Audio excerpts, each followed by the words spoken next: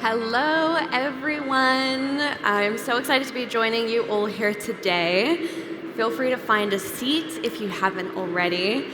My name is Clover Hogan. I'm a climate activist and the founder of the youth nonprofit Force of Nature. So, as ChangeNOW has demonstrated to us over the past couple of days, we are inheriting a bucket load of different problems. And really, this is kind of a polycrisis, at the heart of which is a deeply flawed economic system. And the crises unfolding around us show us that we can't keep going as we have been. They also show us that we can't expect to solve these problems with the same people and the same types of thinking that created them. And this is why I love working with young people. I think young people have a unique capacity to ask, why is the system the way that it is? But also, what if we did things really differently? And that's ultimately the purpose of this youth parliament today. It's an attempt to not just pay lip service to the generation inheriting these crises, but to really center young people in the decision-making process. So we're going to be hearing a total of 6 position statements. They're going to be presented 2 at a time. We're going to have youth representatives then questioning those position statements, testing them. And then once we've heard those 6 position statements, we're actually handing the power over to you, to our audience, to vote on the statements which you believe would have the greatest impact in the world, those that are most urgent and important.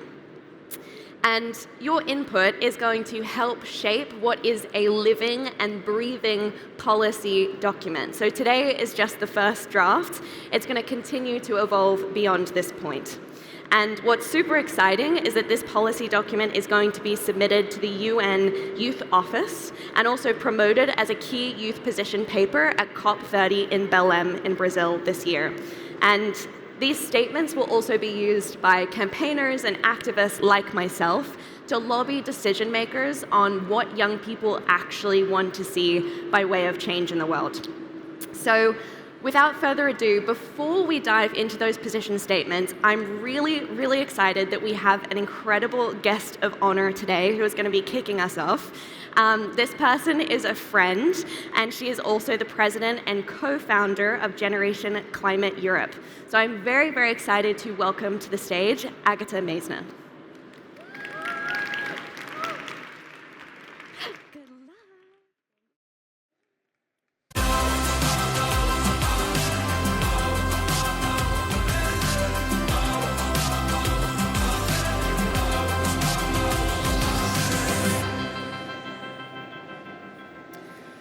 So the reality is that our economic system works exceptionally well for less than 1% of the population.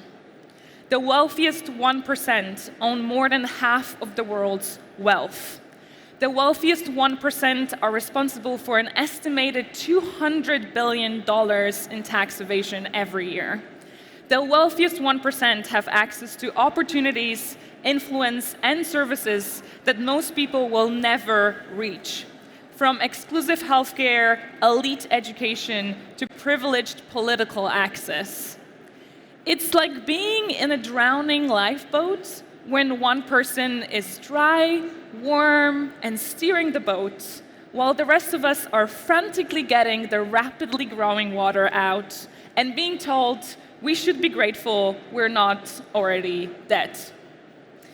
We must build an economy that grows the well-being of the planet and people, not fills the pockets of the top 1% of the ultra-rich. It's extreme affluence that drives overconsumption, that drives devastating environmental and social impacts that we're seeing around the world. And we need a new vision of prosperity, one that is focused on meeting the fundamental needs and rights of all people, providing a safe and just space in which everyone can thrive within planetary boundaries. And we have several models of that prosperity. So I'm wondering how many of you have heard of a term well-being economy? Okay. Degrowth? A little bit more. Sufficiency? Donut economics? Regenerative economics. There you go. So as you know, each comes with its own set of solutions. Degrowth is the one that critiques our obsession with growth, that calls for a planned reduction of harmful economic activities. Sufficiency refers to a set of measures that avoid the demand for energy, for materials, for land, for water, all while delivering human well-being. Donut economics, for those of you who haven't heard about it, is a fantastic framework where it consists of a social foundation and an ecological ceiling, all to make sure that we don't fall short of life essentials, but also so we keep within the planetary boundaries. And regenerative economics, which I've heard a lot about this conference, asks, what if our economies didn't do less harm, but actively restored our ecosystems, our communities, and our well-being? And finally, well-being economy says, let's measure success by what truly matters to people: health, equality, connection, thriving ecosystems. But honestly, having worked in this field for several years now, I don't actually think the label matters as much as the system we build. This economy was built by people, and it can be changed by people too.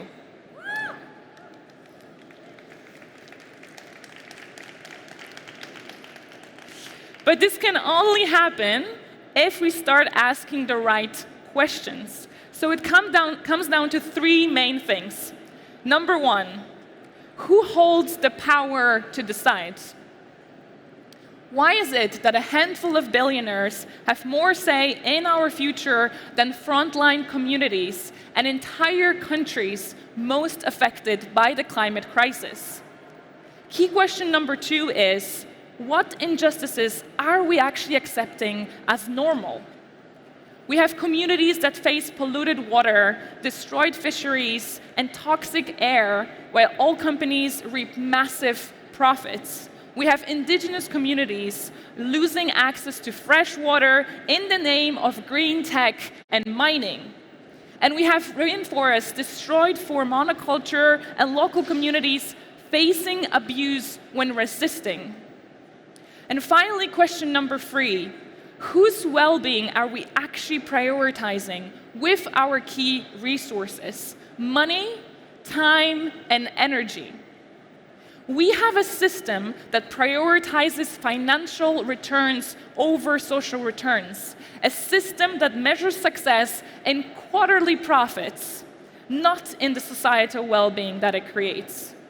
We are pouring billions into AI and space tourism, but public transport is crumbling, hospitals are understaffed, and teachers are striking. Somehow, we have endless money for extraction and uncertain tech solutions, but not for basic care, quality education, and social services. This is one of the biggest hypocrisies of our time. Some of the most crucial jobs of our society, teachers, waste collectors, caregivers, you name it, are undervalued, while we continue to glorify and reward industries that harm the very foundations of our lives. We have created an economy where burnout is normal, rest is radical, and your worth is tied to how productive you are. Even though the planet is telling us to slow down, it's screaming at us to slow down. And we are operating under fundamental misconceptions, those sustainability myths, as I call them, that make us feel great about ourselves and that our actions are just good enough for the guilt not to set in. So let's name them, shall we? Myth number one, if we just decouple GDP from emissions, we can keep growing forever. But the reality is that there is no empirical evidence of sufficient absolute decoupling of emissions and resource use from economic growth to meet the Paris targets. That means at a necessary scale, for a necessary time, and for a necessary impact. Myth number two is that we just need to make things more efficient. But in a growth-driven economy, efficiency and circular solutions very often lead to more consumption, not less. This is something that we call the rebound effect. So unless we address overconsumption, circularity can end up accelerating the problem that we're in. And myth number 3 is that we can fix the planet without changing capitalism. But the reality is that an economy built on endless extraction, competition, and profit can never be compatible with ecological limits and with well-being for all. So our economic system is at the heart of the climate collapse. And if we really want to address the climate crisis, we have to challenge the foundation of the system itself. And for that, we need a meaningful intergenerational dialogue, a dialogue that brings different generations from different backgrounds together in a meaningful way, in a space where everybody is welcome and respected. And over the last years, we have seen more and more young people speaking in various international fora. But youth engagement has since become a bit of a buzzword, too often used by a lot of people without actually understanding what it means. So this puts us at a much higher risk of youth washing, whereby young people are involved in a superficial and tokenistic way. And I very often hear in my work from political leaders that with their commitment and action, young people give them hope for the future. And youth makes them more than certain than ever that the next generations will fix the world. So let me get things clear. Young people are not responsible for giving any of you hope, and future generations are not responsible for fixing today's failed leadership.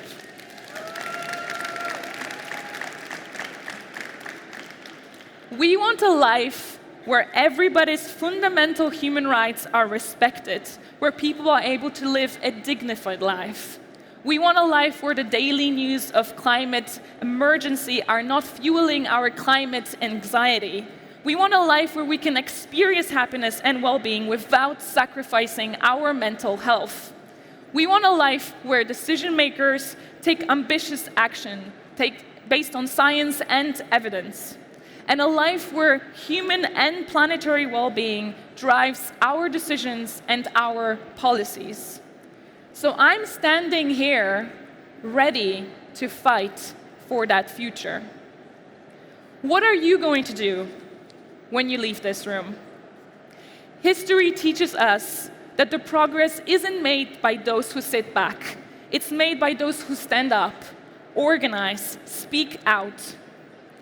Don't look for leaders on stages, because there's already a leader sitting in your seat.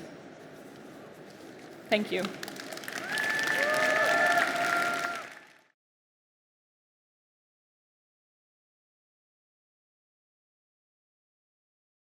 Oh, that was so good. I had chills throughout that speech. Amazing as always. So with that, we now get to dive into the dynamic portion of today, where we are going to be discussing our position statements. So shortly, I'm going to be inviting to the stage our youth representative, as well as our 2 speakers, who are going to be presenting the first and second position statements. So our youth representative, who is going to be questioning our speakers, is Samia Damboya, a climate educator and representative of the 50%. Our second speaker is Inez Yabar, a changemaker and curator of the Global Shapers Lima Hub. And finally, the first speaker to take the podium is Louis Akenji, who is executive director of the Hot or Cool Institute. So please join me in welcoming them to the stage.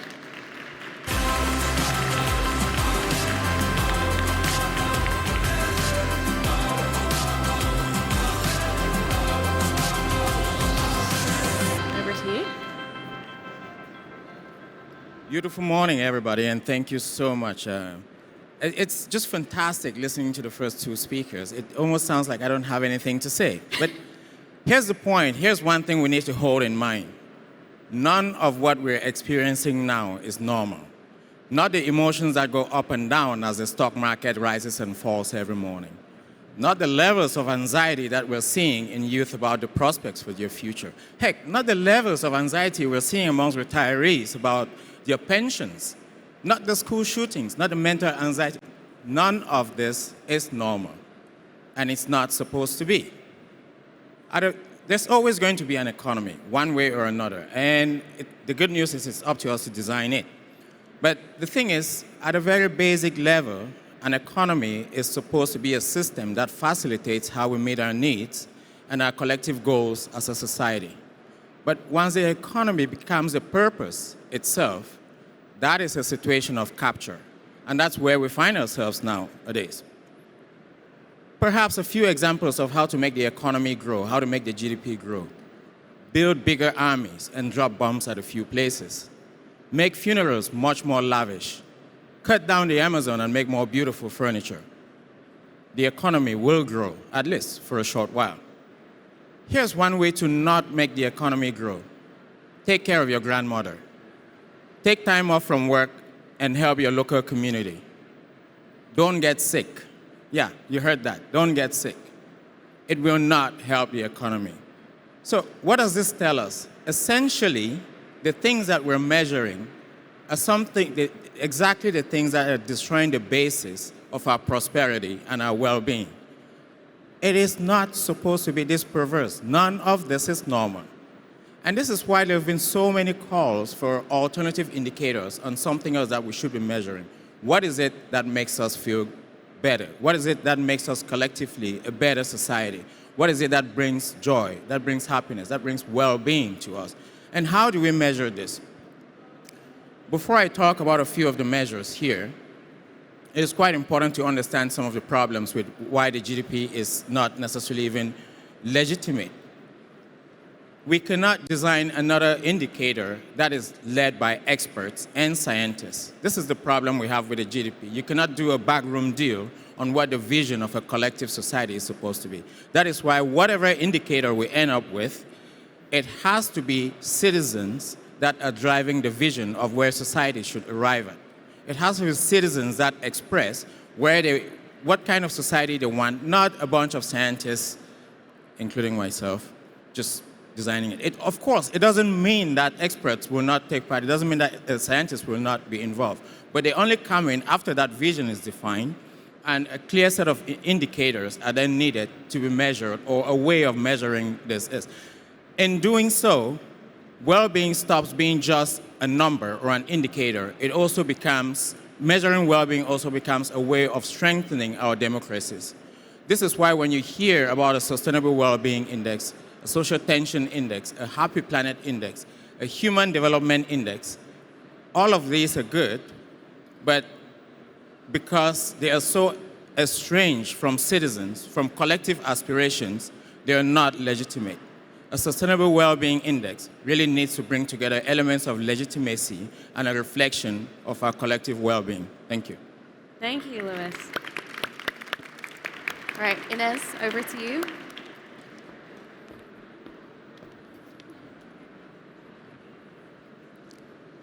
Half of the world today is under 30. That includes me and about half of the room I see. We're called inspirational, motivational, yet we're not given space to make decisions. Less than 3% of parliamentarians worldwide are under 30. And only 9 countries have voting rights for citizens under 17. Against this backdrop, documents gavelled end up full of imprecision, lacking vision, leading to rescission. That's why I came. Not to shame or blame, but to offer solutions. It might sound like a revolution to your established institution, but we can solve much of what's at stake. A world beyond GDP, where we measure what's happy, we can get that done. A society where corporations don't rip off our nations, but build a future filled with solutions for our planet. We're already planning it. Transforming education, providing occupations through collaboration, building a world we want to live in, where jobs are meaningful and not full of harm. We can do that too. We're not here to beat you up on choices made, where generations decided to trade our future for the sake of a few coins. We're here to have seats at global, national, and corporate decision-making tables, to be the heartbeat, and to make up at least 20% of those meetings where we're not competing for a share in nature, but we're creating laws that protect today's world and the generations to come. We're not merely being optimistic or altruistic. I've seen the change that can come if simply some, young and old, come together with bold ideas, not being told what to do. Take plastic, for example. This seemingly fantastic material littering our shores. Yet back home in Peru, people like me and you took matters in our own hands. We took weekend upon weekend to make a change. We picked up pieces.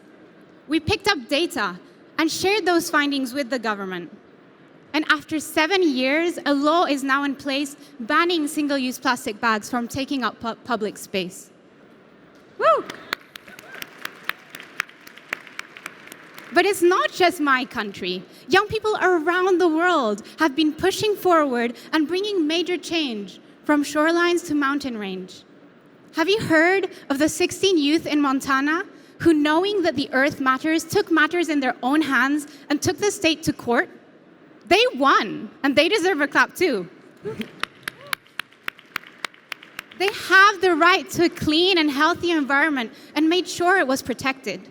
This should not be the exception. Young people should be involved from the inception, co-creating strategies with policymakers and business leaders. There are even more examples of transformation when you simply choose to include half of the world's population. An impressive 70% of young people worldwide are actively involved in social and political causes. In this very room, I see Cecilia over there, who leads an NGO encouraging people to build social connections through volunteering. I see Mara. Mara is actively engaged in global climate processes. I see a sea of young people working in science, education, and nature conservation.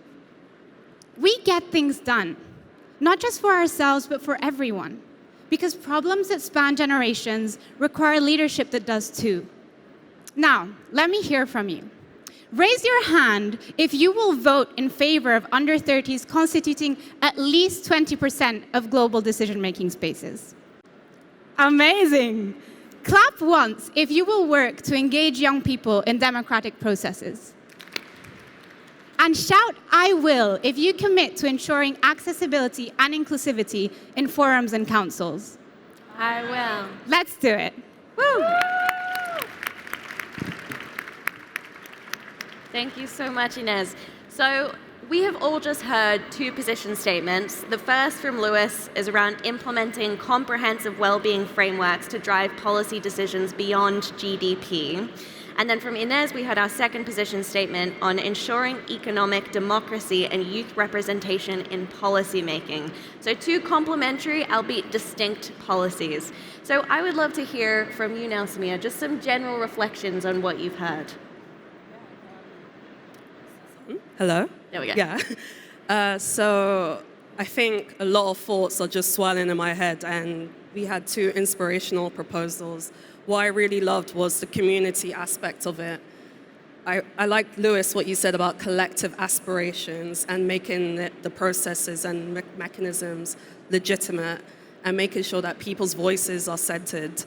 And with Inez, it was just so interesting when you're saying young people already doing the work. It's not some aspiration, it's not some goal. People are already doing the work at the moment.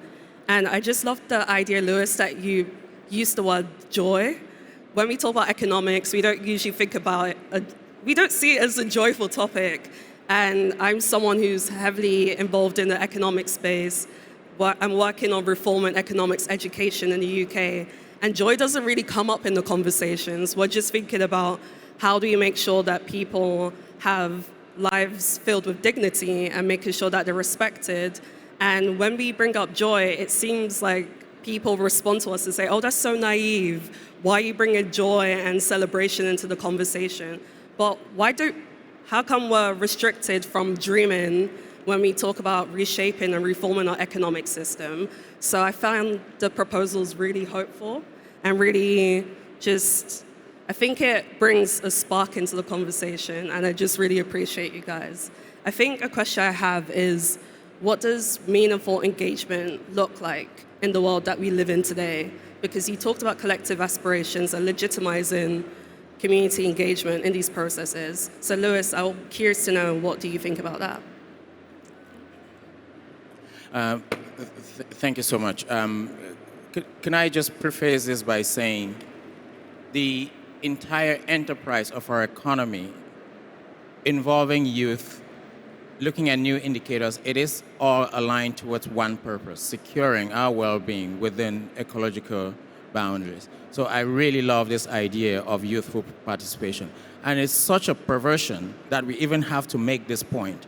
Almost every culture around the world builds security around its youth rather than exploiting them for gainful purposes. So the fact that we even have to make the point that youth should participate in this is just an indication of how far we've pushed what normal is in our society.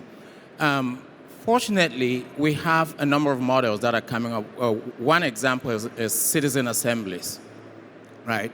Where we're getting, with different formats, people take different formats, but where we're getting decisions, some of the decisions made not just by the policymakers and the bureaucrats, but by a representative group of citizens that actually prioritize certain aspects in society that would otherwise not fit in the budget. What it then does is, if the government accepts this, hopefully we'll find a form of getting them to accept this, it forces the government to then allocate resources to realize this.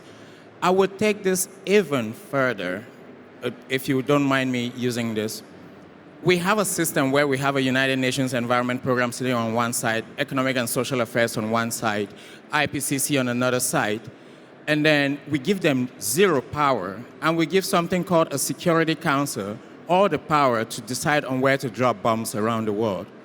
If we are truly concerned about the stability of the planet, about representation of people, about our well-being, why don't we bring all of this collectively into a UN Council on Ecological Justice and Stability and give them authority across national governments to even stop some of this nonsense and make sure it is participatory enough, reflective enough, not just in terms of different income level representation, but different cultures, different genders, different races. Really, truly make it reflective. We cannot make the mistake of individualizing this problem. If we say we're in the same boat, we need to reform across the board all the way to the top. Thank you, Lewis.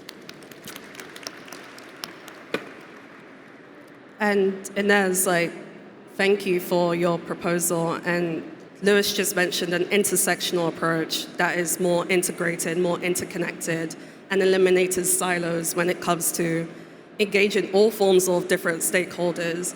And when it comes to youth participation in particular, I'm sure some young people here in the audience can relate. Young people tend to feel tokenized when they enter high-level decision-making spaces.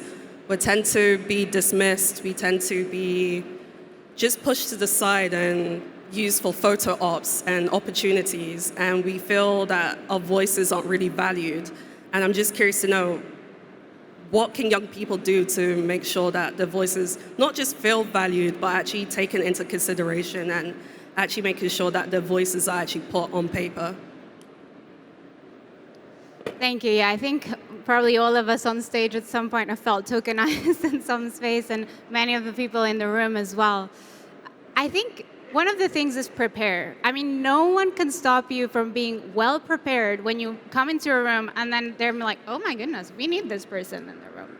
Oftentimes maybe, and I say this being in this space, and it can be glamorized. I'm on a stage and maybe someone's like, I want to be on the stage too. Prepare for that. Be ready. And then when you will be there, you will be prepared to answer those questions, to be part of the conversation. That doesn't mean that people won't tokenize you anyway, but you're in the room already, and you're ready to be in that room. And you mentioned integrated, interconnected. I would add intergenerational. I think we shouldn't, and those silos that you were mentioning happen because we're putting people into boxes of young, old. I'm 29, so in some categories I'm older than a lot of young people, right? And it shouldn't be because of my age that I can or cannot engage. It's because we care and we want to do it collectively. I love that you mentioned taking care of grandmothers. I was with my grandmother last week as I was preparing this speech, and I think sometimes even they might feel left out. Like that generation might feel like young people aren't caring about them. We've gone on to do funner things, we're elsewhere. But actually it's caring about those people too. And so I think if we build that collective sense of we're doing this together, it doesn't matter how old you are. In this room we can see there are people from different ages, right? And so if we work together and we build this movement that's so huge, I mean, I was looking for examples and there are so many, yet we don't talk about them enough. And the media will often highlight the bad things that are happening in the world, which we should mention and we should talk about. But if we highlight this movement, then it's not just you in a room, maybe you're not in it, but someone's there representing you. And it's not just you on a stage, but a lot of people in the room that are doing things too. And so I think that tokenism may still exist and probably will. It was gender at one point, now it's youth, later it will be indigenous people. Like, it will be something. You'll have to have the token person on a panel that's how the world is built right now, but we can't deconstruct that. And in the meantime, we can just keep being there and showing up. And the fact that we're here, we showed up. We came today. And I think that shows that tokenized or not, we'll be present and we'll be taking action still. Thank you, Inez. I have a quick follow-up question for you, Inez. So Lewis shared some of the kind of structural proposals from Citizens Assembly to the implementation of UN councils that prioritize well-being. So I'd be curious from your perspective, looking at this from a structural kind of perspective, what are some of those interventions? What might they look like on a policy level, either at the national or at the international levels? And I think even the corporate level as well, right? I mentioned 20% of young people in global decision-making bodies. We are 50% and we're asking for 20%, so I don't know if we're under-asking. But I think just having the right people in the boards, in the decision-making bodies, in the workforce, and I think Mayada will talk later about education and how people can be prepared for the workforce. We need young people at all of those levels. And so it could be establishing quotas in certain spaces and making sure that there's at least that amount of young people there.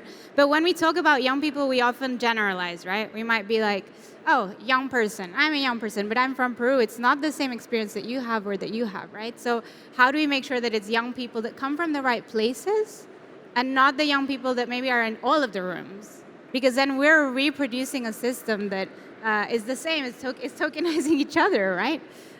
So first of all, yeah, creating those percentages that people can be a part of, but also making sure that we're democratizing information, that the right people are getting the right information. And that's hard. That doesn't happen in Paris, for instance. We need to go to the communities where things are happening and see how we can involve them. And to what you were saying earlier, it's not to our system today. It's to a new system, to something that we're creating where citizens are sharing what it is they want to do. And that sometimes doesn't happen in a boardroom. That can happen in a forest. It can happen on a beach. It can happen wherever. So making sure we're intentionally being in those spaces too, and kind of cross-pollinating both those spaces, I think is vital. Absolutely. And I think also, in the UK, for example, there's currently a proposal to lower the voting age to 16, which I think is brilliant. The young people who are inheriting these problems, I believe, should have more say than people who are perhaps at the end of their lives and won't see the consequences of those decisions. And Lewis, I'd love to come back to you as well. So you focused on, the well-being economy and its many intersections around mental health, gender justice, racial equity. I'd love to hear from you. How would you go about measuring some of those indicators of what a well-being economy might look like? Thank you so much for that. Maybe it's worthwhile looking at a few alternative measures that have failed, just so we learn a few lessons. We obviously know that the GDP is a mess. But how about a green GDP? Several years ago, China decided, well, yeah, GDP is not good, so we're going to fidget around a little bit and do something called a green GDP. What it does, essentially, it takes the GDP and then it adjusts for resource extraction and then pollution. So, sounds really good, right? But except once you start adjusting for resource extraction and pollution, they measured over a couple of years and they noticed the green GDP was not growing. And because we're so obsessed with something growing, they quickly dropped it. Like, that's too hot, right? that's one example. We also have perhaps not so much of a failure, but a seed of possibilities. Bhutan struggling with the concept of gross national happiness here. What it does is essentially it looks at the sustainable development, especially with a focus on inequality in development.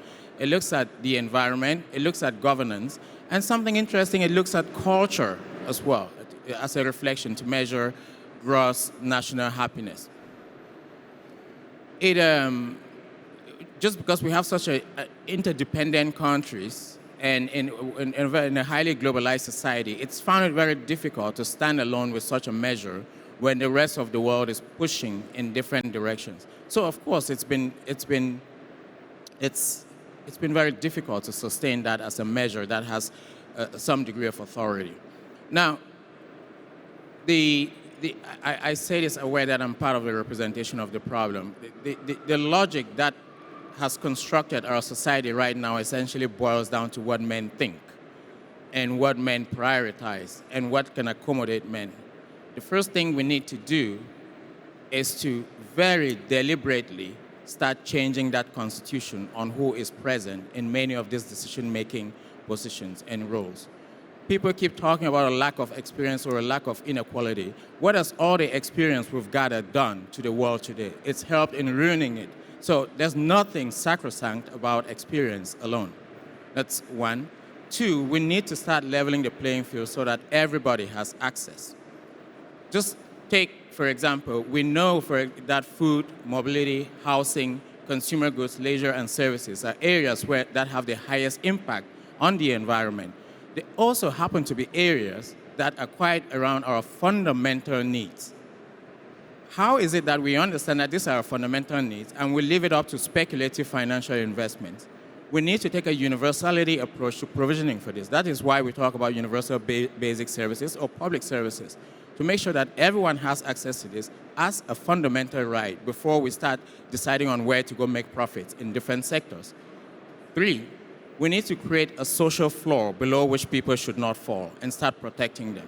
Quite often, when we get policies that are so focused on the economic growth or on investments in technology, what it does is it forces other people below a certain threshold and they bear the brunt of it. We need to create this social floor and start protecting people that they don't go under. How do we do this?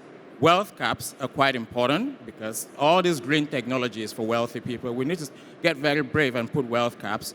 Two, incentives for flexing all this super wealth, flying to space and back, really need to get delegitimized in one form or another.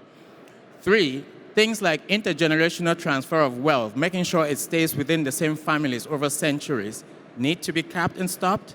We, in fact, need to make sure that we put in place measures that secure that we collectively benefit from our common resources instead of individualizing them.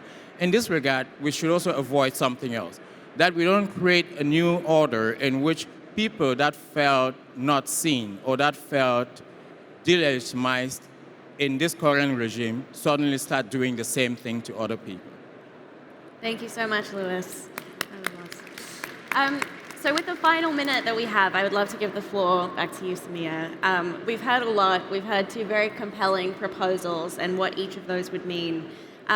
What are you left reflecting on by way of what you think would have the biggest kind of impact in the world? And particularly in the context, this is, I will say, a bit of an echo chamber, but I know in my own experience, whenever I try to tackle subjects like, growth and limitless growth, you can kind of be laughed out of the room for seeming naive or being too idealistic, even when there's so much evidence that this system is no longer working. So what are you left reflecting on from the conversations we've had today?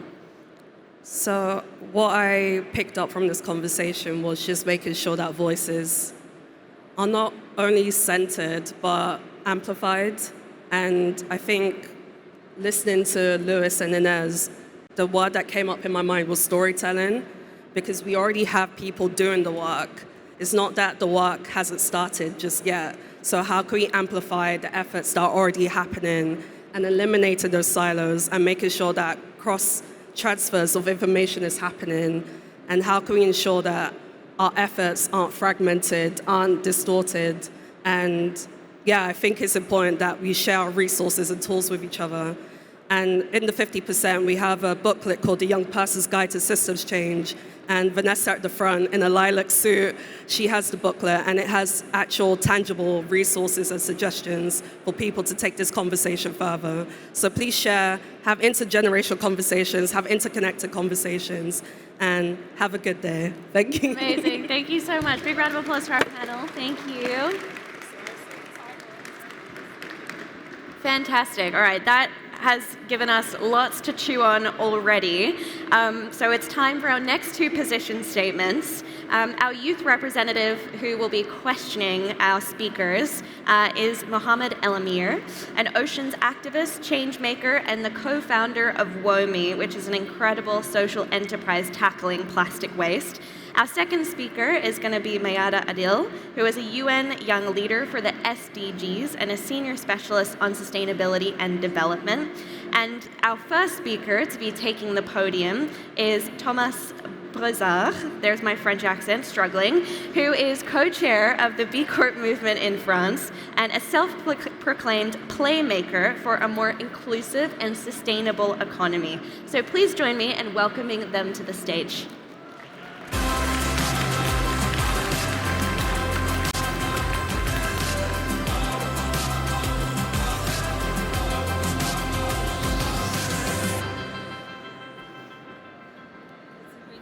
Hi guys, thanks for spending your Saturday with us. And because it's going to be quite a long journey together, I'd like to start with a quick activation because you're sitting there for already 45 minutes. And as we talk about propositions that are really important to manage to change the way companies, governments are trying to fight against climate change, I'd like to ask you 2 or 3 very quick questions. And if you agree, please stand up. Who believe in this room that governments are acting rapidly enough to tackle climate change? Do you think governments are going rapidly enough? If you think they don't go rapidly enough, please stand up. Ah, well, that's kind of a bad news, but not a surprise. You can sit. Who believe companies are going rapidly enough? If you think they don't go rapidly enough. Okay, thank you. Final one, and promise it's done. Who believes citizens are doing enough to tackle climate change? Ah, okay. So I'm going to have, I assume, 3 minutes, that's going to be very short, to talk about how companies should do differently.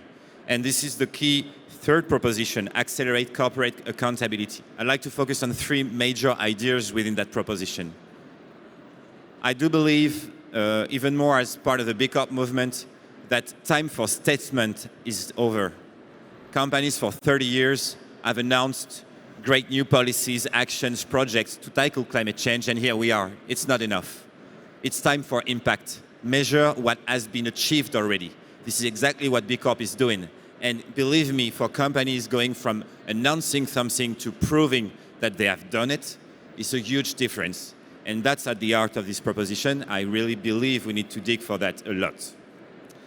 Second point, regenerative economy.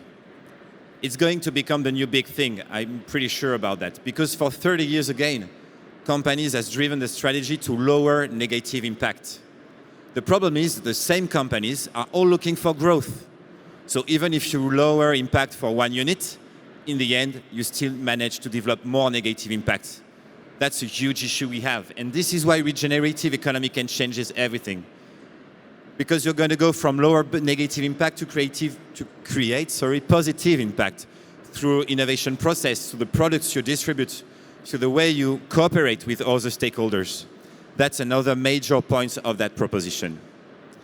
A third one that is very important to me, I'd like to share. We've talked about with Lois and the panel about how we need to integrate youth within governance bodies of the companies.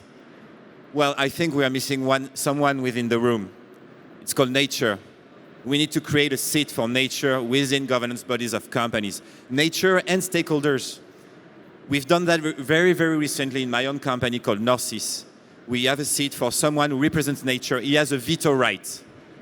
Imagine what it can change in the way we discuss within the board of directors about innovation, investments, product development. Because nature can say, I don't agree with what you want to do, and I have a veto right to force you to do differently. That's a major change too. So integrate within companies the youth to influence decisions, integrate nature, integrate stakeholders is the third key point of this very dedicated proposition to manage and change corporate accountability. I think I'm done. I don't want to be too long. I'm a bit frustrated. I have 10 seconds left because for the first time in my life, we are in the youth parliament and I'm the old pal of the band. So, I need to assume I'm becoming old. Thank you very much. Thank you, Thomas.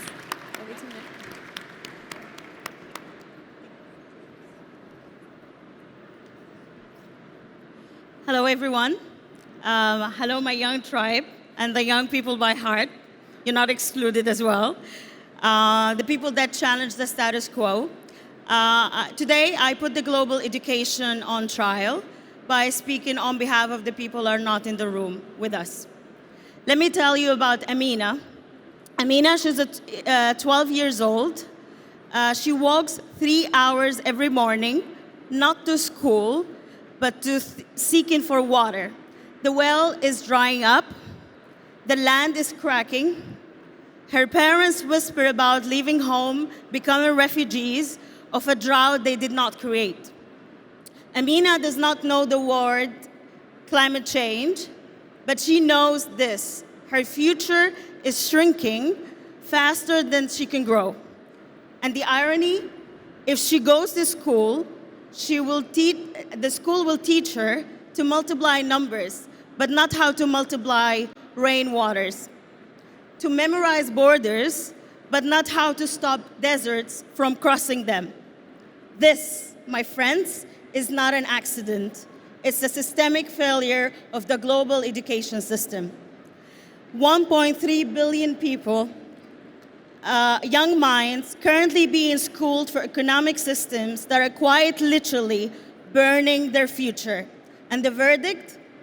Guilty, unless we intervene. So my argument is, transforming education, it's the most radical climate technology we possess. They tell us climate education, it's a luxury. I say, tell that to the child drinking poison because no one told her how to filter it. In Bangladesh, girls as young as 10 years old are given disaster drill instead of diplomas, trained to survive cyclones, but never to stop them. In Sudan, where I come from, children draw pictures of the earth, the world, the trees that they can never see because the classrooms have no windows to the outside world. Well, since the UNASG, Dr. Felipe is here with us today, we, the youth, demand global funding to bridge climate literacy to the most vulnerable, not as an elective, but as a lifeline. They tell us these children need jobs first, then green dreams. I say, since when is a survival a choice between eating today and breathing tomorrow?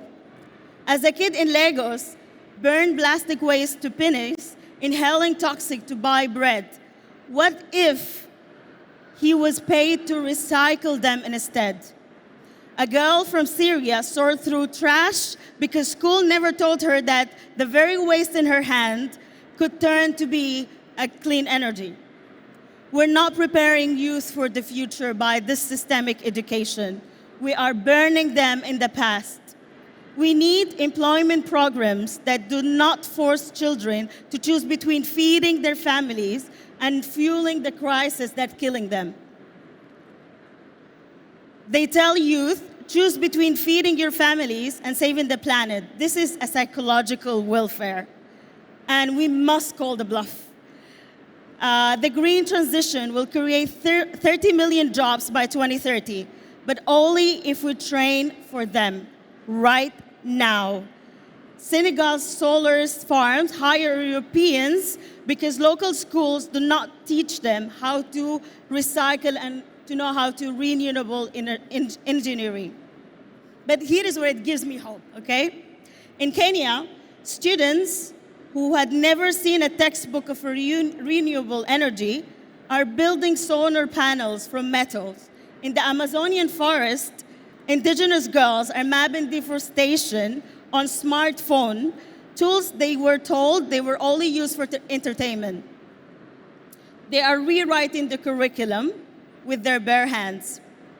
Our jobs, the privileged people in this room, all of us, is to amplify them, to fund them, and to make it clear it is the only way is to advocate for them. So to Amina, where she is, I don't know if the world will change fast enough, but we are the youth of today, can promise you, and I think everyone can promise as well, that we can make the systemic change. We will fight to teach her and to teach everyone in the global south and the vulnerable people in communities that who are not in the room today, just not how to survive the storm, but how to calm the storm. Because Amina is not a one girl, but she's the millions of girls that are waiting for us to help them. Thank you.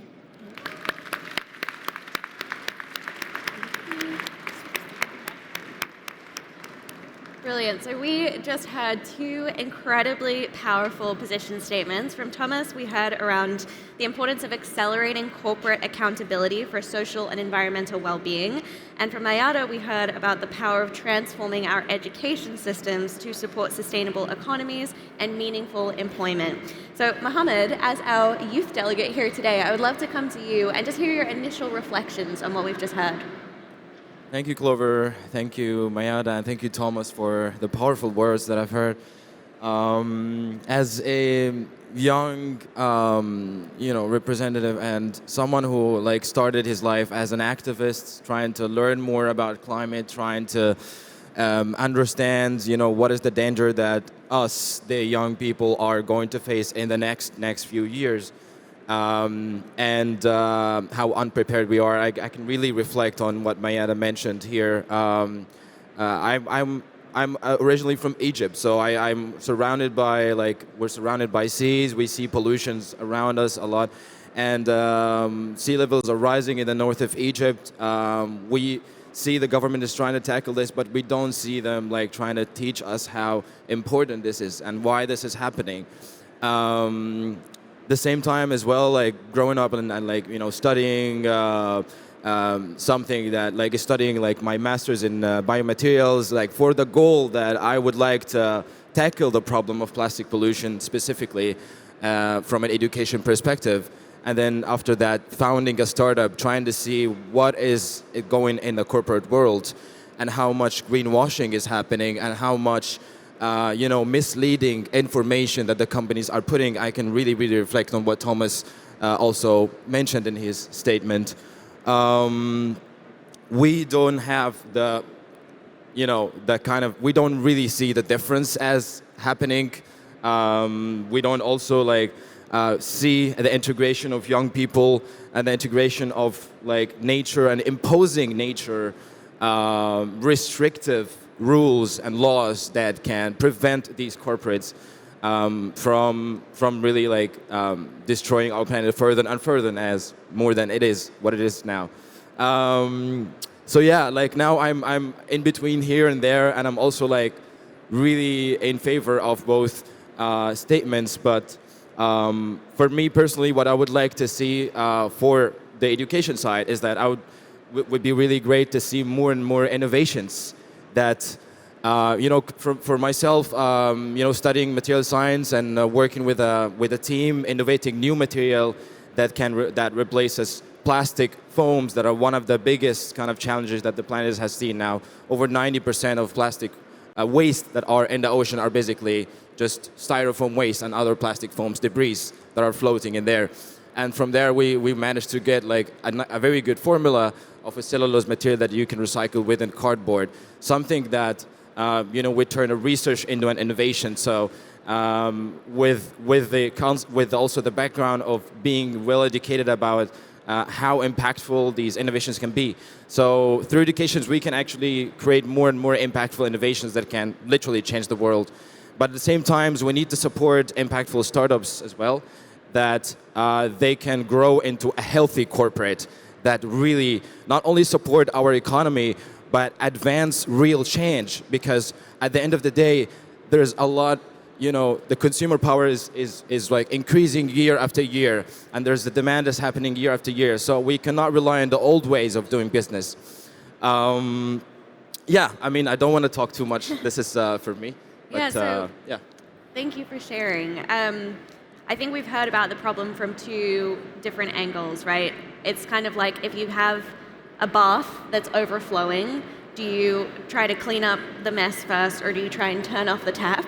And so I think we've heard of, from two different perspectives. First, we have to tackle the problem from the corporate perspective to actually turn the tap off.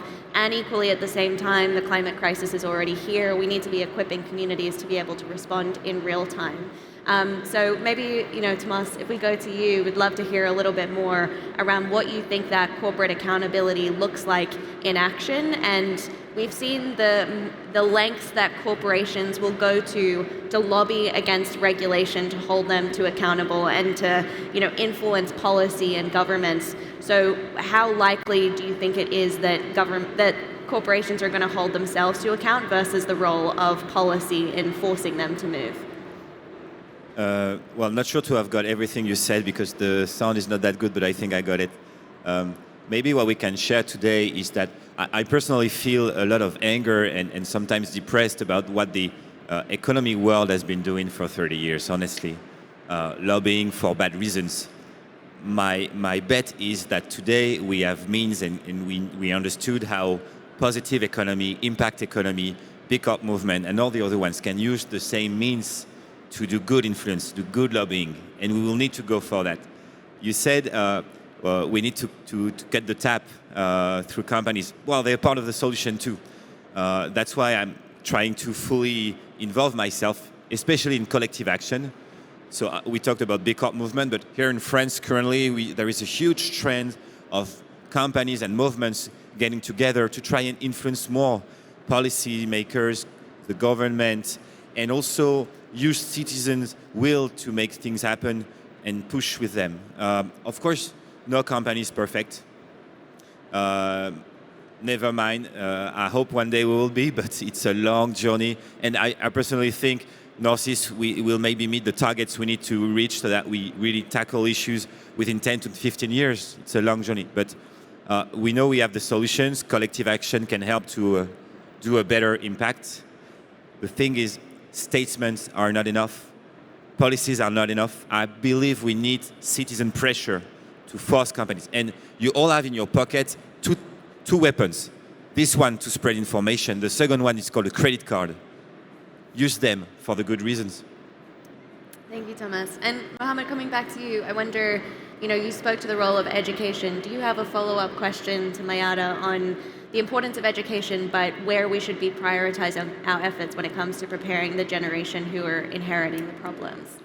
Yeah, I would like to ask Mayada one thing, because since you mentioned that so many of young people are unprepared. It's I was doing a quick research on that, and during 2022 there was a survey that was done, and so I kind of the survey result is that 70% of youth nowadays are unprepared totally to climate change consequences. And so how you see, for me personally, coming from Africa and then coming to Europe and seeing the young people here are more and more active into this climate activism and kind of more into educated more and know more stuff. And from where I come from, this is not something that everybody has. It's more like a luxury or a welfare education. So how can we implement this and have institutions to better help the government to also implement new ways of educating young people? That's number one. And the second part is, how can we also kind of have our educations are working for the for the benefit of the climate, like to create more innovations, for example, to work on researches that are actually useful that can one day save our planet? I think the question is about the global south, right? You're asking us for the global south. Yes, I'm also grew up partially in the global south, and I have seen the education system when I moved to the West or Europe. It's completely different. There is a huge steps. I have to take the gaps and learn and unlearn a lot of things. So because I had an access, and I was aware that I had the privilege. So when we talk about the global south, what we notice that they lack of access, and they have smartphones, but they don't know how to use them, and they don't know how to use the AI. And all what we can do simply, we can go to those global, the vulnerable communities. Maybe we teach the daughter of the farmer, give her a training on the data science or AI trainings beside the ancestral knowledge, and imagine how creative, innovative solution that can come from the global south by bridging between those gaps. So what I'm saying is trying to use our privileges as a young people, having the spot, having the exposure, having the access, by giving back to our communities in home, and give trainings, prepare for trainings, ask for global funding, work with organizations, collaborate with civil society organizations. There's many solutions can be done to tackle the communities. And we also need to think of every approach we should take it from the ground to the top. Because when you talk to the people on the high level, they're kind of disconnected of what's going on the realities and in our communities. So we need to take the knowledge from down there and then and blend it with the technologies and give it back to the world. Thank you, Mayana. And I think what I'm hearing from you as well is that we obviously need to reform the standardized education system, but something that I've observed in the young people that I work with is typically young people aren't learning about climate or social justice at school. Even in the UK, climate is still like a voluntary subject toward the end of high school, which is mind-boggling. But so many young people are looking to alternative sources of education and different ways of learning as well. So ideating those kind of alternative innovations and approaches. But I'd love to come back to you, Mohammed. Is there a question that you have for Thomas in the role of corporate accountability? Yeah, I actually have like a short question for Thomas. I would love to know also from your experience also working with B Corp, how like can we ensure that corporate accountability framework actually works and not just for reporting? That's one, and how can we also have more and more examples like you mentioned, having youth representation or having nature representation in corporates. From the one example that you mentioned, how can we integrate this to more and more corporations? And is it possible to have it in the biggest corporations and the lobbyists that we have now? Can we change this? Maybe not for now, to be honest. Because the thing is, when you want to bring nature on board, you need to share power and money. And most of the companies won't go for that. But you can do it anywhere, in any kind of companies, within other governance bodies. You could do it within an ethics board, a mission board, I don't know, an employee board.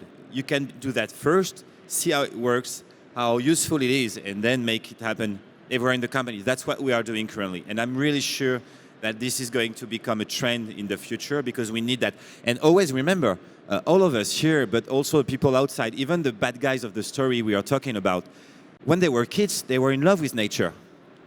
So if we manage to get everyone reconnected to that, I'm sure it will work. As for kids, I've got my 3-year-old daughter right here who is trying to play, and it's becoming very emotional for me. But I've heard stories also about CEOs that are working for huge corporations. When their kids started to say, "Dad, stop harming the earth," it turns into something they cannot really manage to push away. So we need to use that also. Talking about corporate accountability, I've done consulting in the past, and I've got a problem with the way for 30 years companies have tried to manage the strategy. Lower negative impact is not enough, but also these statements, these reports, well, making everything seems bright and shiny, perfect. whereas under the carpet, we know it's very different. We need to focus on proofs, on impact, measure what has been done already. It's the only thing that really matters. And it's the only way we can try to make sure a company is sincere in what she does. That's why when I got my own company certified as a B Corp, which is not perfect, but which is a great proposition to measure impact, I wanted to involve in the movement, becoming co-chair for Friends, and we just reinvented the whole structure of our standards. Maybe I'll finish with that. Because for 17 years, we've measured 200 data points. It's quite long and hard to do. Now we focus on 7 themes: climate justice, inequality, social justice. And every company that will be looking to become a B Corp in the future will have to prove that she has done and achieved great actions on these 7 topics. This is how we are going to manage and make sure the 10,000 companies we now have, and maybe more in the future in the world, will meet the targets we need to meet to make sure we tackle climate change and fight against injustice, climate injustice. And Mayada, you had a follow-up question. Yes, I have a question for Mohammed. As we are approaching the 2030 SDGs agenda, how you vision that we can revolutionize our communities in Africa to at least come closer to managing, to change a systemic education, to change, how do you vision that? Let's say Sudan and Egypt, for example.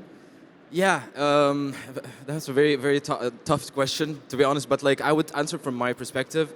From what I see now, we go back to going back to the Global South, and all we talk about is climate awareness. This is what most people are interested. We're not actually there in the next step where we can make climate impactful projects, like positive impactful projects there. So what I would love to see is that if we can implement more and more, practical educational systems and, practical scientific researches on the academic level, yes, but also on the young people level, like on the children's level, they can just innovate or create something or a small project that, be creative about how you would solve like plastic pollution, how you would solve like the energy crisis or like stuff like that. But like talking it from a children perspective, like teaching these materials in school and practicing them. We can learn a lot from the West in that. So let's take experiences from that as well and like apply it in our countries. But yeah, that's quickly what I would say on this. Fair enough for them. And that brings us to time. We had a very far-reaching conversation, but I think, again, with each of these position statements, we see how complementary they are. And I think one thing maybe we didn't have time to touch on is also education within corporate spaces. I think something that always strikes me when I talk to business leaders is actually they know less than many of the young people I'm working with in schools. And so starting with education to also be able to motivate action within those boardrooms so that business leaders truly appreciate the urgency and the consequences of their actions. So please join me in thanking our incredible panelists. And we're moving at pace to our final 2 position statements. So our youth representative who is going to be joining us shortly is Jadi Fonseca, who is from Global Shapers Paris. She is a project manager and lead designer at Worthy, a social impact agency. Our second speaker is going to be Helena Gualinga, who many of you know, an incredible environmental and human rights activist from Pastaza, Ecuador. And finally, our first speaker who is going to be taking the podium is Fadl Kabouk, who is president of the Global Institute for Sustainable Prosperity. So please join me in welcoming them to the stage. Thank you. Thank you. Well, a round of applause also to all the change makers in the house and change makers all over the world. Thank you. We're here at ChangeNOW.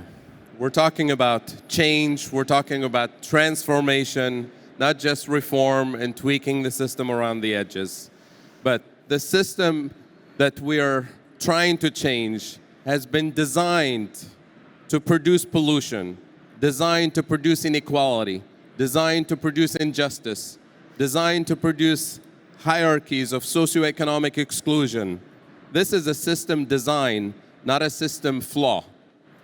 But we're also been taught to think of solutions that tend to allow the system to persist, but give us the illusion that we're making progress, that we're doing the right thing, that we're making ourselves feel good about the effort that we're putting in.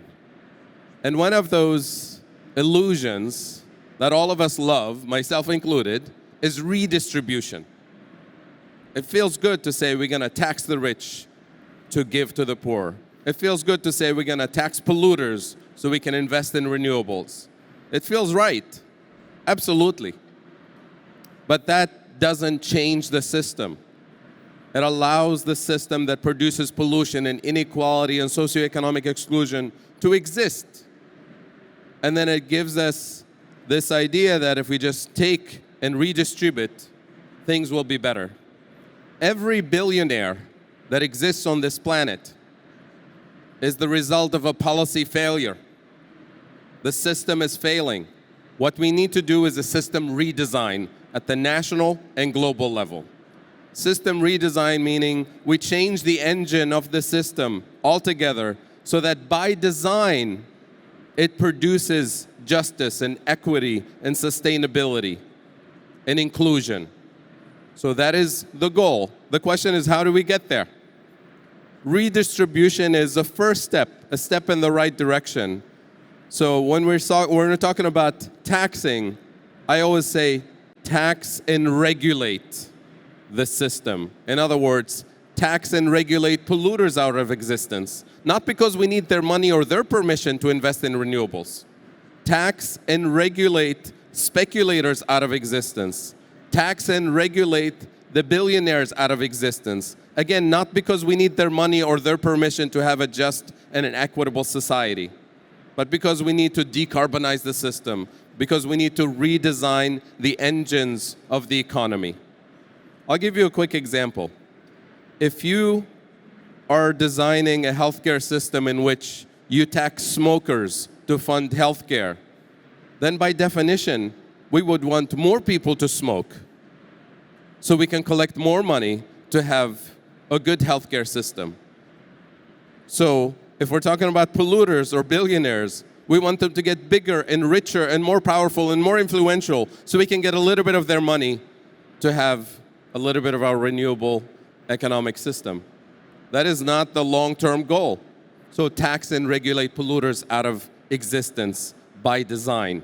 So we need to be very clear about separating the funding that needs to go to the good things that we want and the taxation and regulation that should not be exclusively focused on collecting money in order to invest in the good things. And that's a paradigm shift that all of us need to jump forward into this new paradigm. At the global level, redistribution at the global level, again, we want a system of pre-distribution, not redistribution. A system that by definition allocates resources in a way that produces justice and equality and so on. So that is the global colonial economic architecture that was not designed by us, not designed for us. Why do we expect it to deliver justice for us today? The World Bank, the IMF, the WTO, the international taxation system, the entire economic architecture was designed for extractive purposes, was designed to lock the global south at the bottom of the global value chain as the producers of raw materials, cheap raw materials, as the places where you outsource obsolete technologies, assembly line manufacturing that is no longer needed in the industrialized world. That needs to change. So decolonizing the economic architecture is the system redesign that we need today. Thank you. Thank you, Paro. Lena, right to you.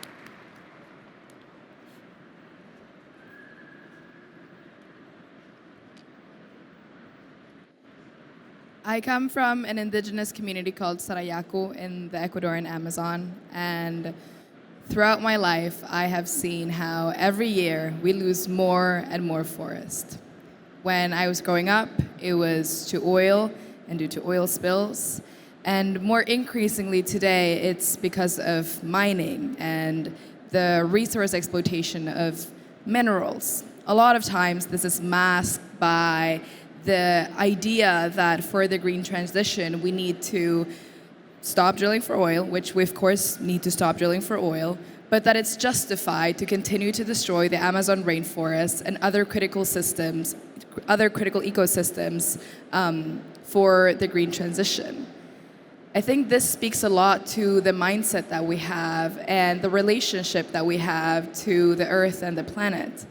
Because we haven't really shifted our system, have we, if we just replace one resource for another while we continue to harm our planet.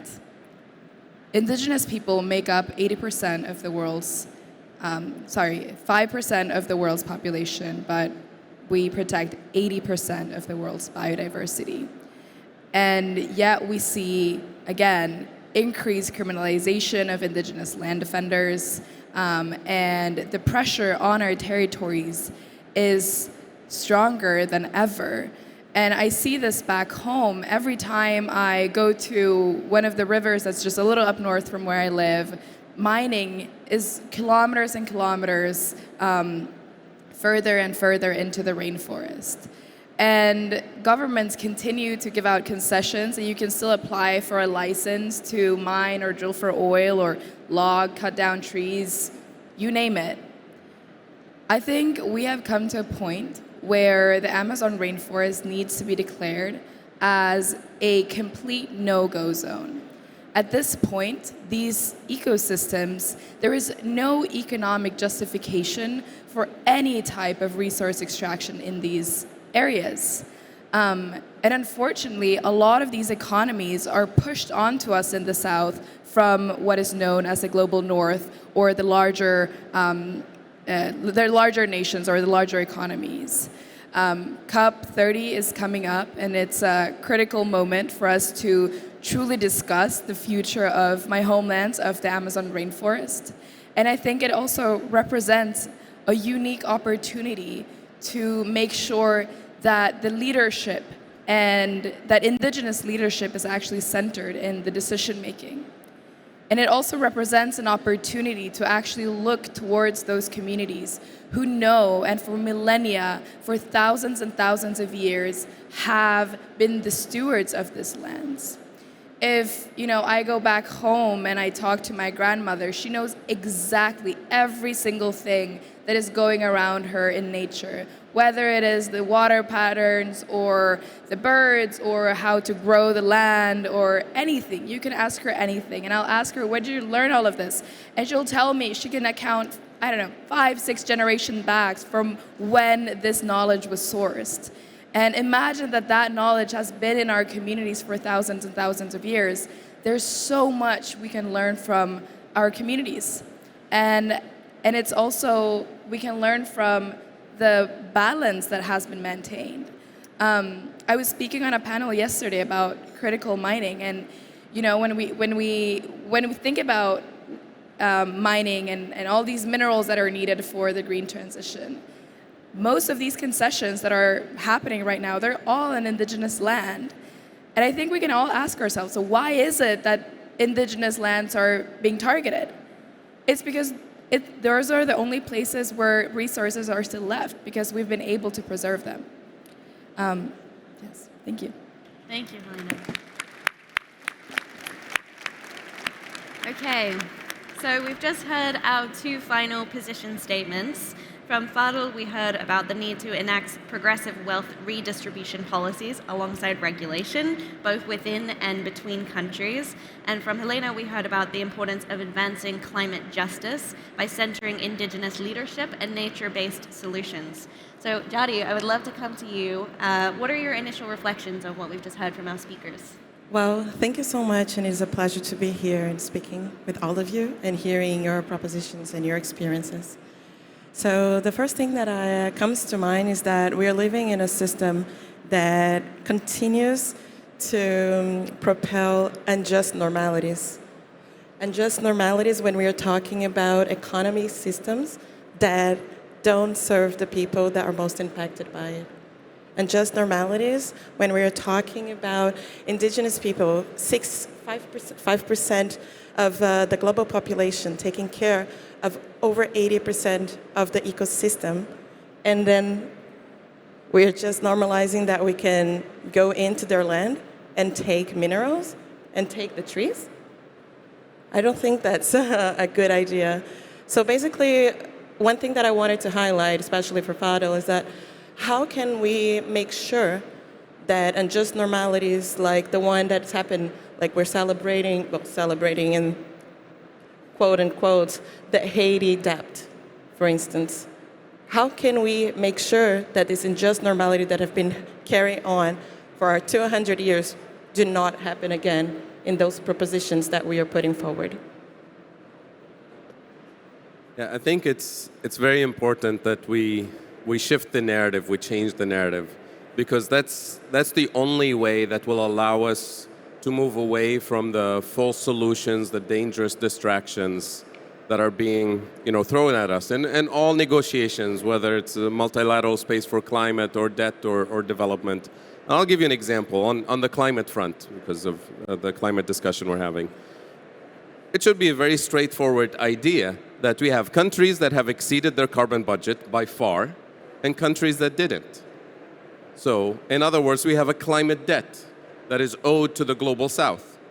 And the concept of debt is very straightforward in economics and law and finance. Everybody understands that if I owe you $100, I'm supposed to pay you $100. You're not supposed to give me anything. But instead, the climate finance space, we're told, instead of me giving you $100, I'm going to give you $3 and tell you exactly what to do with it, with conditionalities. And then I feel bad, and I lend you $7 and tell you exactly what to do with concessional loans, noblesse oblige. And then I clearly recognize that you need more than $10 for climate finance. So I'll give you $20, but you have to give me your forest to offset my pollution so I can continue emissions. That's called carbon markets. That's pollution permits, essentially. And then I invest $20 in your economy for you to produce green hydrogen for me, using your water and your resources and your land. And you're looking at me at the end and saying, where's my $100? Why am I supposed to give you my forest or my land or my hydrogen, right? But this is exactly what happens at COP. We go to COP and the Global North is saying, you have to de-risk your system so that our investors come and extract and greenwash everything. And everybody's looking at this. What the hell? Exactly. So changing the narrative, calling out the BS, the greenwashing, is part of the strategy. And you do this in the climate space, you do it for colonial reparations, you do it on debt. We have to do it systematically. Radical thinking, radical solutions, as in going to the roots of the problem, not surface level tranquilizing drugs. Thank you. Thank you, Fadel. Yeah, and I love this point that you make as well. This is a system design, not a system flaw. And so we need to stop giving airtime to solutions that just tinker around the edges, that continue to uphold those structures of power. Jadi, did you have a follow-up question for Helena? Yes, and I kind of want to expand on what Helena was mentioning, on the fact that, again, just this number, 5% of the global population, 80% of ecosystem protection. There's something that is wrong there, right? So how can we make sure that we ourselves that don't see ourselves as indigenous people take and share their responsibility with them? How can we make sure that when we are making the decisions that we are pushing forward for our companies, for the group of people that we are living in or sharing a space, we are thinking about the responsibility we have to take care of where we live? So for me, the question for you is like, how can we learn from you and make sure that we put in the proposition or we present to the people that's going to be at COP30 that how can we become indigenous and responsible for the world that we're living in? I think building on what you said, which I think you put so greatly, which was decrease your risk so we can come and take your resources. Oftentimes when we look at like the kind of internal policies that companies and so forth have, and if you look for the word indigenous indigenous peoples are often like in the section of where they talk about investment risks, which means that we are considered as an obstacle and as a risk for profit. And they're not even embarrassed about it because they actually write it like in their documents and in their papers. And it's kind of absurd to, you know, for these same companies, they come to our lands and they want to talk to us or whatever, and then, you know, they officially consider us as an obstacle to their profit. And instead of maybe thinking, oh, I might be an obstacle for them to have a good life, or I might be a risk for a healthy life for these communities. So I totally just agree with kind of like the narrative shaping and how important that is. And to your question, I mean, I think also like when we speak about like indigenous knowledge and like the contributions of indigenous peoples, it tends to be like put in one box when it's so diverse that like not one person or one people can speak to it, but it's very like local, and it's very, you know, attached to you know, small communities and countries and contexts, and that's how we need to decentralize kind of knowledge and how we interact with nature and how we go about, you know, sustainable development. Like there's nothing universal about it. And I think once we understand that like there is no universal pathway forward, we can start finding those answers. Thank you, Helena. And there's quite a dangerous narrative that I keep hearing in a lot of climate spaces, which is that, you know, humans are the problem, right? And I think of this as a very kind of like eco-fascist narrative that, you know, if we just got rid of the global population, and I remember at the start of COVID, it was like, oh my God, people are indoors, suddenly nature is coming back into the streets. And yet, you know, what we've learned from indigenous communities around the world is that that is absolutely untrue, right? When communities work in symbiosis with nature, we've seen how they actually enhance biodiversity. And as you highlighted, we are depending on these indigenous communities as well to actually preserve our planet's ecosystems. So I'd love to get into a little bit more of the practical with the time that we have remaining. And I'll go to you, Fuddle, first.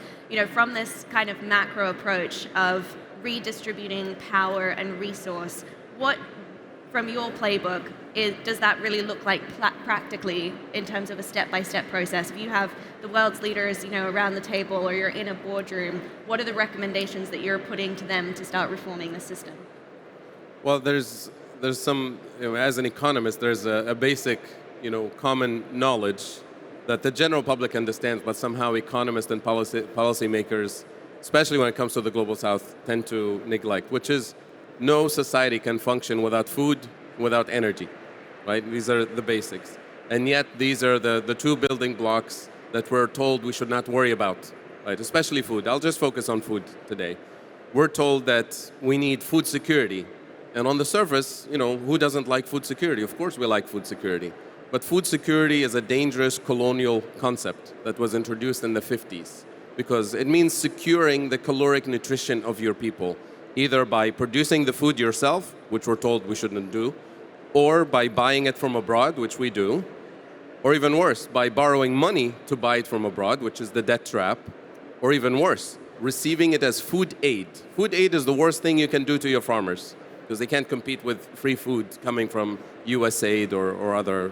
So we need to go back to the concept of food sovereignty, not food security.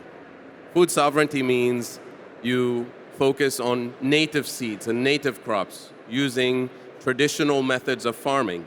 But post-colonial Africa, the way the system was transformed to the point where Africa today imports 85% of its food is by forcing African farmers to stop farming wheat and rice and barley, the core crops, and corn, and start focusing on cash crops for exports, coffee, tea, tobacco, all the other, crops for exports to Europe primarily.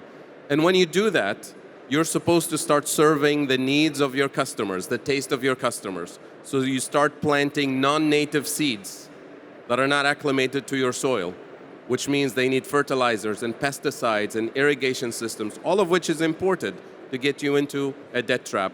And you do that to your soil for 30, 40 years, you just burnt the fertility of your soil, which means your yields decline, which means you have to double down, bringing more potent seeds and chemicals to continue in this trap, right? And I'll say this publicly, in every multilateral space where civil society groups from Africa and the Global South have pushed for the language in official declarations to be switched from food security to food sovereignty and agroecology, there is a red line for Europe, for the United States, for the developed countries. No, you guys need food security, you don't need food sovereignty. This is official thinking at the highest level, which means the colonial hierarchy must persist. This is official thinking. And we need to educate, empower, mobilize people in the North and in the South to end this injustice. And this is a question of life and death when it comes to the climate crisis. And that has to be exposed. Thank you, Fadel. So this theme of colonization keeps emerging, right? The current climate crisis, it is a product of centuries of colonization and power imbalance. I'd love to come to you, Helena, on, you kind of touched on the fact that oftentimes indigenous voices are very tokenized when it comes to global negotiations like COP. Either it's, an indigenous person or a young person being brought on stage, but not actually integrated in the decision-making process. So I'd love to hear from you, when so many of our approaches to tackling crises like climate change are deeply rooted in a colonial way of approaching and thinking about the problems, how would you invite people to decolonize the way that we think about climate change and where the solutions are going to come from, particularly in the context of centuries of indigenous resistance to these colonial systems? I think one thing that, I feel some sort of like sadness about is that, our communities put so much time and effort into protecting our lands.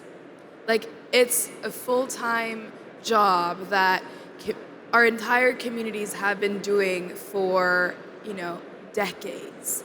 And there is little to no space to focus on what development looks like in a modern world in an indigenous community. Like, my community is extremely remote. You cannot get there by a car, which for some reason is like astonishing to people.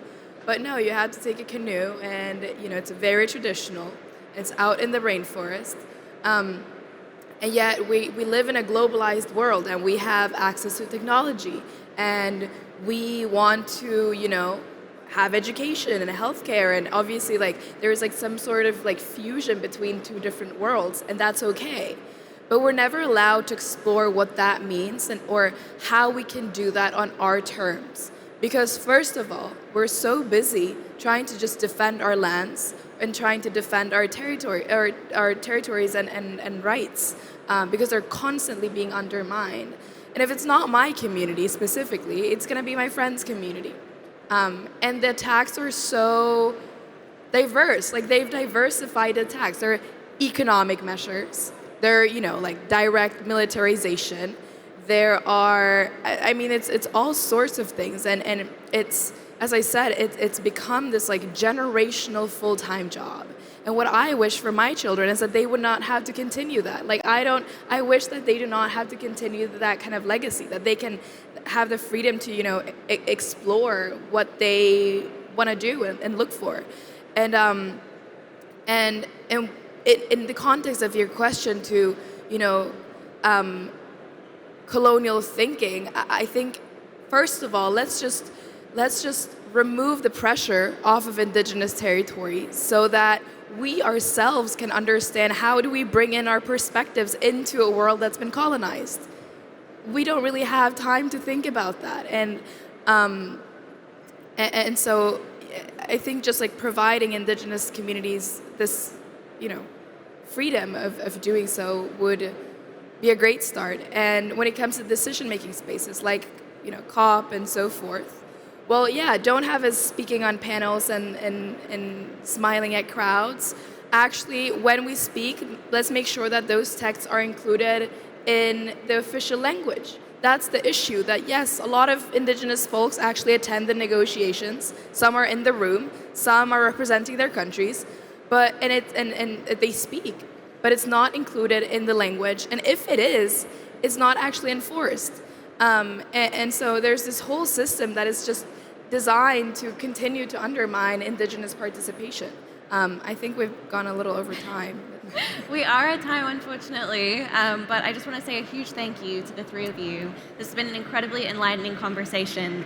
So please join me in thanking our speakers. Alrighty, folks. So we have now come to the voting stage of the day. I feel like I need sunglasses up here. It is so bright. So we've heard our 6 position statements, and as we have heard from our speakers, each and every one of these statements is so incredibly vital. But what we're going to attempt to do now is to vote on which statements you've heard which you think are most urgent and most importantly needed when it comes to global negotiations, including COP.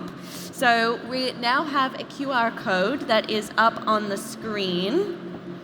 And we're going to ask you to scan the QR code. We're going to take a couple of minutes, have a breather, deliberate upon what you've heard, and select which position statement resonated most deeply with you today. And then once we have those votes in, we will have a look at the results, and we will invite our final speakers up on stage. So just take a couple of minutes now to put your votes in.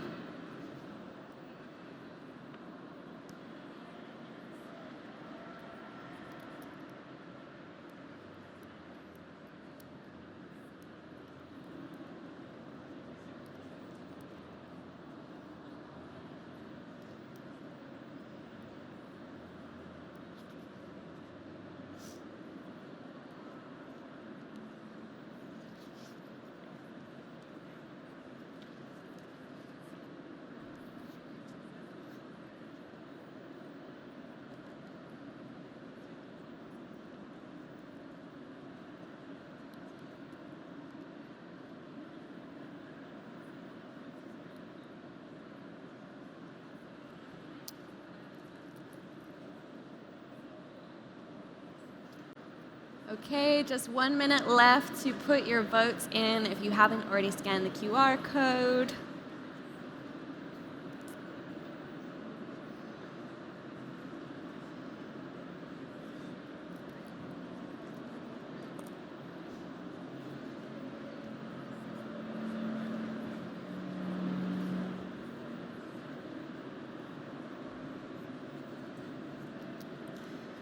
Alrighty, folks, so we have the final votes coming in. In first place, we have enacting progressive wealth distribution policies. We then have transforming our education systems. And in third place, we have, by a narrow margin, accelerating corporate accountability. So keep popping your votes in if you haven't already. These insights are going to be used to directly inform the policy briefing document that I mentioned with all of you here today. So thank you for voting. Oh, we've got some excited crowds in the background. All right, so to close out our session, we are going to hear from 2 incredible trailblazers. We're going to be hearing from Felipe Polier, who is the Assistant Secretary General for Youth Affairs from the United Nations, and we are going to be hearing from Santiago, who many of you know, of course, the founder and CEO of ChangeNOW. So please join me in welcoming Santiago and Felipe up onto the stage.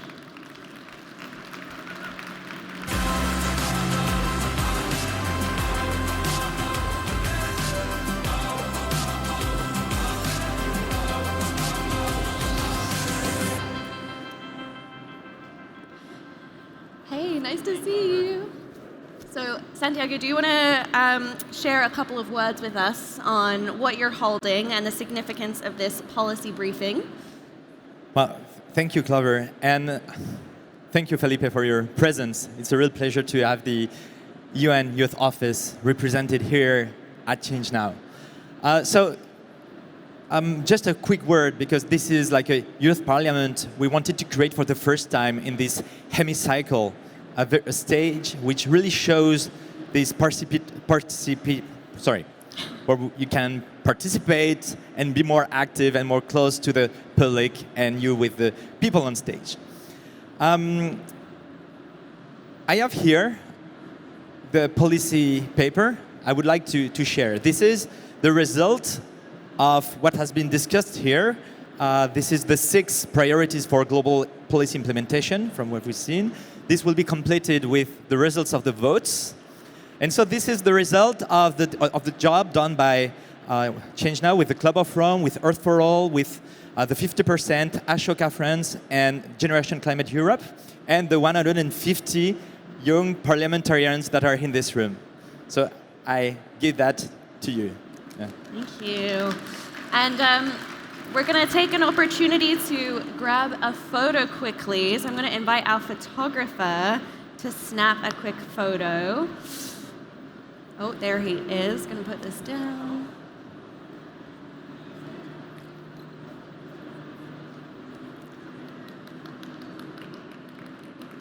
Big smiles for the camera. All right, and now we would love to take a photo from this angle, and we want to get all of you in this photo. So if you don't mind, please stand up. We want you to be included in this moment.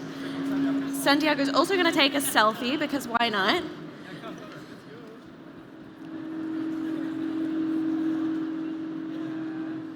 Amazing. Big smiles.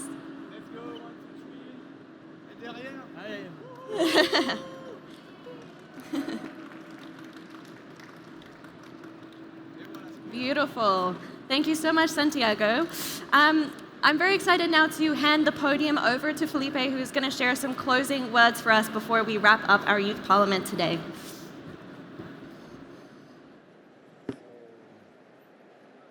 Good morning to everyone.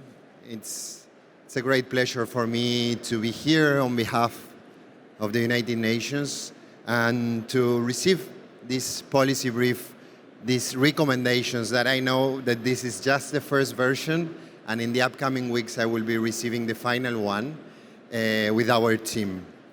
So I will be speaking, really reflecting a little bit about what I've heard. And although with my colleague Shihui we have prepared some things to say, I'm going to change a little bit, so sorry Shihui for that. And I hope I don't make a big mistakes. But I think the first thing to do is really to thank everyone here in this room, everyone involved in this whole process. Thank you to all the amazing panelists we had at the beginning. It was really a space to learn, to hear, to understand, to see different positions and see how through a dialogue we really build a community-based approach. I need also to thank Santiago and his whole team in ChangeNOW for bringing all of us together, for bringing all this global movement together. And I believe that the most important thing of this platform is not really what happens in conferences, but it's really what happens across the streets, across the space, drinking a coffee, having a conversation, and probably being behind the walls in informal dialogues.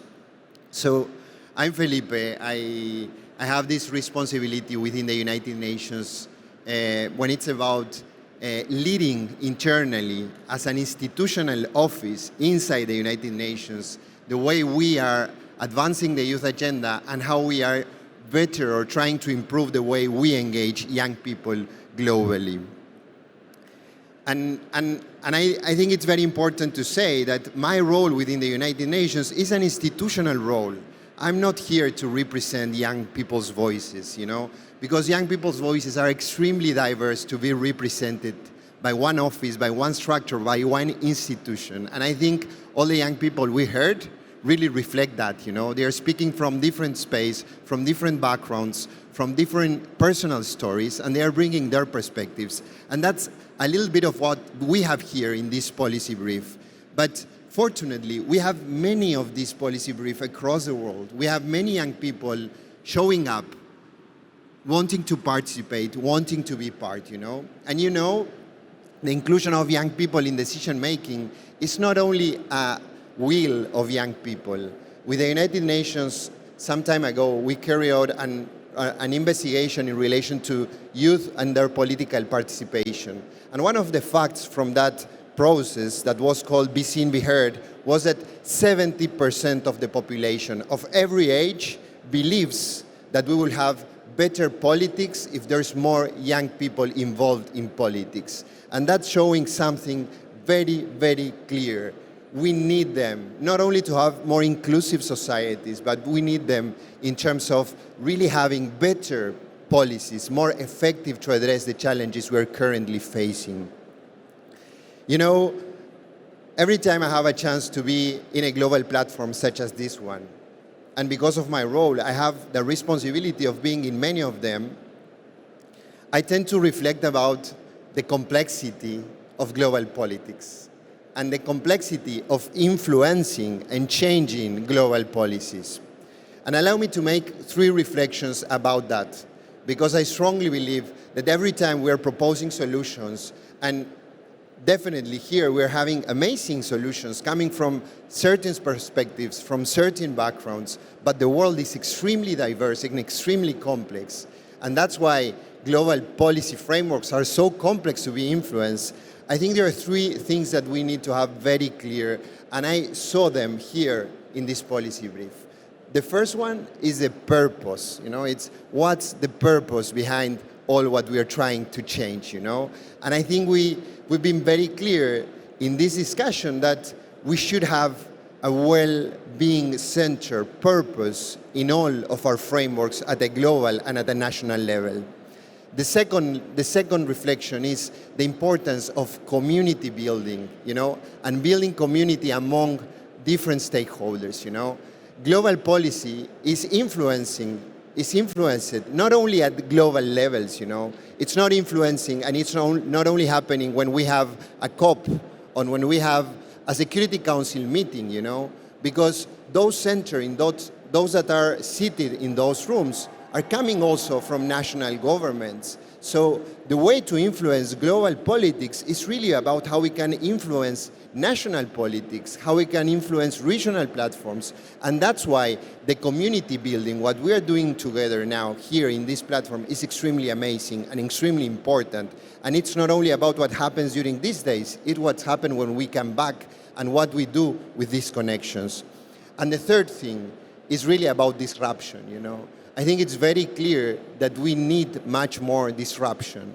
But you know, disruption will come through a dialogue. The real disruption won't come from all of us sitting together in a room and reading talking points that we prepared before we arrived here. It's really about how we can create those conversations, you know? So to say what's my commitment taking this policy brief, you know, as the United Nations, we've been building in the last months a new flagship initiative, a new platform, you know. Our office was established as an institutional response with an intention, which is really that the UN engage better and in a more meaningful way with young people.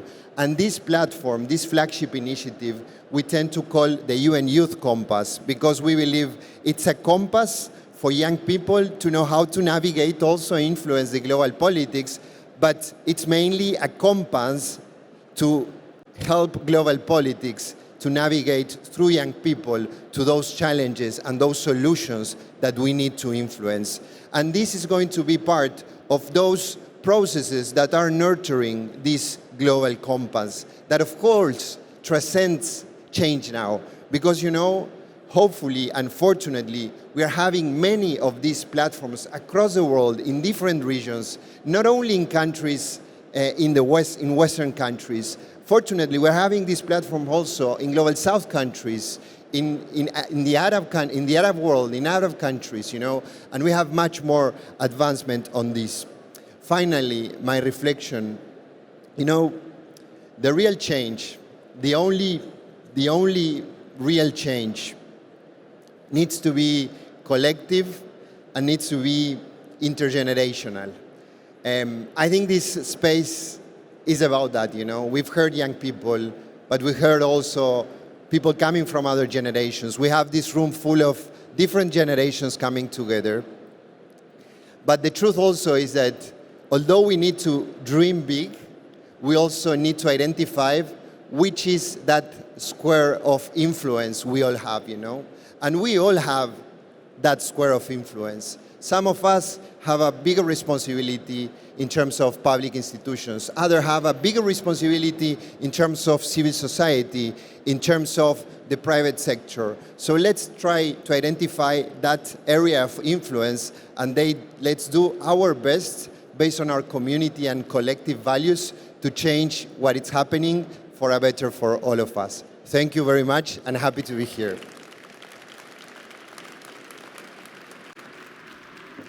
Thank you, Felipe. Thank you. Thank you so much, Felipe. I love your closing remark around the change needs to be intergenerational and it needs to be collective. None of us are going to solve these problems alone, so we need all of us. And to that end, I just want to take a quick moment to thank all of the incredible people who contributed today.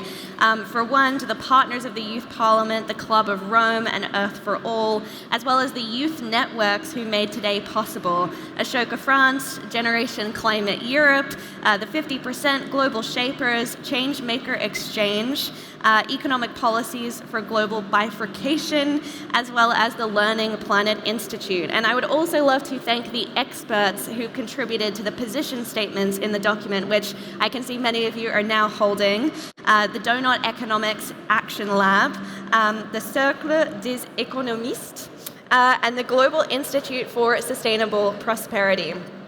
Someone else I would love to give a shout out to is Maëlle.